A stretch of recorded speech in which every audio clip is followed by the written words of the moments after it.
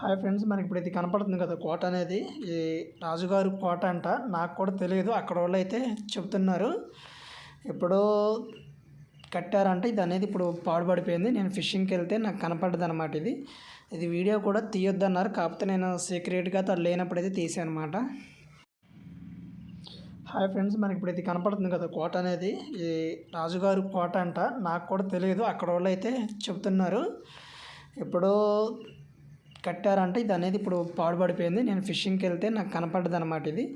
ఇది వీడియో కూడా తీయొద్దన్నారు, కాకపోతే నేను సీక్రెట్గా తను లేనప్పుడైతే తీసాను అనమాట.